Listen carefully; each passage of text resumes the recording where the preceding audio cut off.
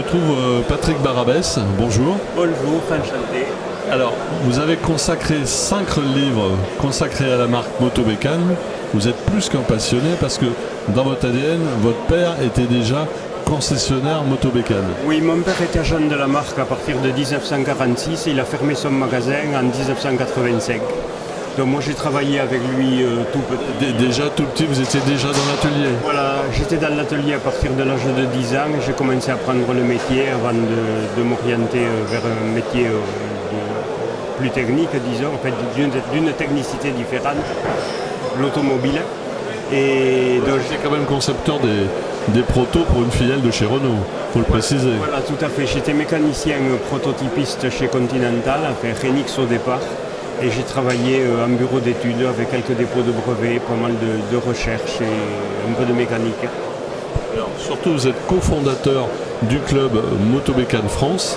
Voilà, en 1997, nous avons réalisé qu'en fait, il y avait énormément d'amateurs motobécane qui étaient isolés et qui recherchaient un moyen de se regrouper. Donc nous avons fondé le Motobécane Club de France, qui a commencé petit avec quelques adhérents et maintenant nous avons dépassé les 1000 adhérents. Donc moi personnellement j'ai commencé à m'occuper du jour, puisque je m'occupais beaucoup, j'étais toujours passionné par la collecte d'archives sur la marque. J'ai commencé par fonder le journal du club qui était Motobécane Obsession. Réservé aux adhérents à l'époque. Qui est toujours réservé aux adhérents, les adhérents le reçoivent tous les trimestres. Et après je suis parti sur mes propres livres pour raconter l'histoire de la marque. Le premier c'était lequel? Alors le premier c'est celui-ci, les 2 temps Motobécane, où on traite des 2 temps de la marque entre 1923 et jusqu'à la fin de la marque, au dépôt pratiquement en 2000 avec la fin des dernières mobilettes. Ensuite j'ai traité, et c'est l'ouvrage qui est disons le plus important par rapport à l'histoire de la marque, la mobilette, où on a traité de la petite centaine de modèles fabriqués par Motobécane, dérivés en plus de 450 versions différentes. Donc celui-ci a connu pas mal de succès puisque nous le rééditons régulièrement. Celui-ci c'est sa 4e édition. Chaque fois nous le faisons évoluer au fur et à mesure des nouvelles découvertes. Donc il faut signaler que je n'ai pas écrit ces livres uniquement sur ma collection personnelle, mais par le biais du club, nous avons eu l'occasion et nous avons l'occasion de rencontrer et de lier amitié avec nombre d'anciens de Motobécane, de la marque, qui ont travaillé dans les usines et qui en particulier nous sommes en rapport aussi avec les familles Motobécane, les fondateurs.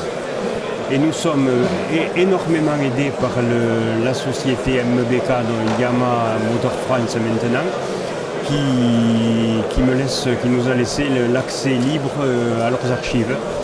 Donc dans ces ouvrages, il y a des photos quand même collector qui datent des archives de Motobécane. Ah oui, tout à fait. Il y a beaucoup de photos qui n'ont jamais été publiées ailleurs et que nous avons découvert ces dernières années. Alors, le 3e livre, c'était consacré à quoi? Alors le 3e livre, je suis parti sur les 4 temps Motobécane, c'est celui-ci. Donc parce que Motobécane, les 2 temps, c'est une part très importante puisque c'est bien sûr la mobilette et les 2 temps des origines, les motos des origines d'avant-guerre. Mais les 4 temps ont commencé très tôt puisque Motobécane, à partir de 1927, était trop jeune pour développer ses propres moteurs à 4 temps, acheter des moteurs en Angleterre, jusqu'au moment où ils ont lancé leur premier moteur en 1930, les blocs B, qui ont évolué en bloc S, puis qui ont évolué après-guerre. Il y a eu toute la série des D45 et des Z, qui, on peut dire, c'est une expression maintenant reconnue, ont remis la France sur roue. Parce qu'au même titre que la 2 chevaux, la D45 Motobécane, c'était la première moto qu'on pouvait acheter après-guerre, avec quelques mois d'attente au départ. Alors, le dernier ouvrage, c'est lequel? Ensuite, après celui-ci, il y a eu un petit ouvrage sur le vélo. Sur le vélo.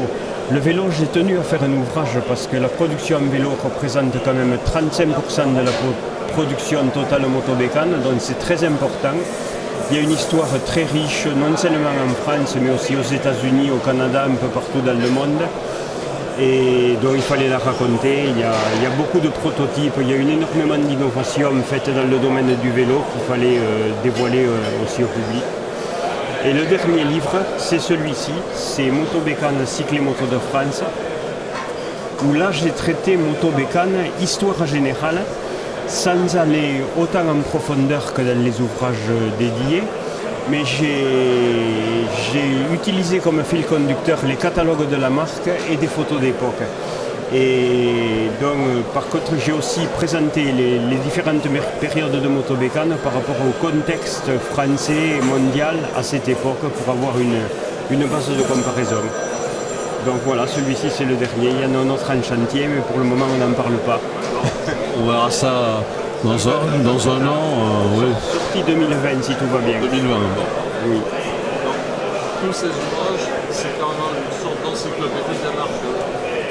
On peut le dire. Hein, il y a toute la genèse de la marque. Ce que disent mes lecteurs, c'est pas à moi de juger, c'est au lecteur de juger. Bon, si vous voulez des enrichissements, toute la marque, c'est ici. Voilà. Patrick Parabès, merci à vous. Merci à vous.